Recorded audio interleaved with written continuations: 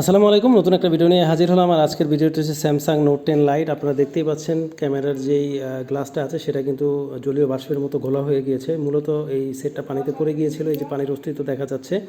তো এই ভাই আমাকে ফোন দিয়েছিল যে পানিতে পড়ে গিয়েছে, ডিসপ্লেটা মনে হয় সমস্যা, ডিসপ্লেটা পরিবর্তন করতে হবে, তুমি একটা ডিসপ্লে এনে রাখো, আমি আসলে লাগাই নিব। তো বিষয়টা হচ্ছে, ফোনটা যখন আমার কাছে নিয়ে আসে, আমি যখন চেক করলাম, ব্যাটারি কানেকশনটা খুলে যখন লাগালাম, সাথে সাথে সেটটা অন হয়ে গেল। তো এখন আমি কি করব, আমি এখন পাওয়ারের যে রিবনটা আছে সেটা খুলে তারপরে আমি আবার ব্যাটারিটা লাগাবো। এখন দেখব পাওয়ার আসতেছে কি আসতেছে না। এখন কিন্তু পাওয়ার আসতেছে না।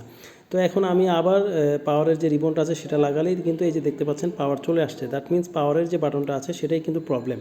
তো ওনার থিঙ্কিংটা হচ্ছে, যেহেতু পাওয়ার বাটন প্রেস করলে কোনো কিছু কাজ করতেছে না এবং পাওয়ার আসতেছে না বা লাইট আসতেছে না ডিসপ্লের মধ্যে, তার মানে ডিসপ্লেটাই হয়তো সমস্যা হতে পারে, বা নোটিফিকেশান যখন আসে তখনই লাইটটা জ্বলে ওঠে। তো তার মানে হচ্ছে যে ডিসপ্লেটা আসতেছে না, তার মানে ডিসপ্লেটাই খারাপ। তো ওনার থিঙ্কিংটা হচ্ছে এটা। এখন আমি যদি চাইতাম, ইচ্ছা করলেই কিন্তু আমি ওনাকে ডিসপ্লেটা খারাপ বলে মার্কেটের একটা ডিসপ্লে লাগিয়ে দিতে পারতাম এবং এই ডিসপ্লেটা খুলে রেখে 100% অরিজিনাল ডিসপ্লেটা আমি 15,000 টাকা বিক্রি করতে পারতাম। মার্কেট থেকে একটা 7,000 টাকা দিয়ে ডিসপ্লে লাগিয়ে দিয়ে সেখানেও প্রফিট করতে পারতাম।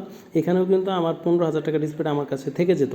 তো এই হচ্ছে বিষয়। তো এইভাবে কিন্তু ইচ্ছা করলেই অনেকভাবে টাকা কামানো যায়, কিন্তু আসলে সৎ পথে টাকা উপার্জন করাটাই হচ্ছে মূল লক্ষ্য। ভিডিওটি ভালো লাগলে অবশ্যই শেয়ার, ফলো এবং সাবস্ক্রাইব করে দিবেন।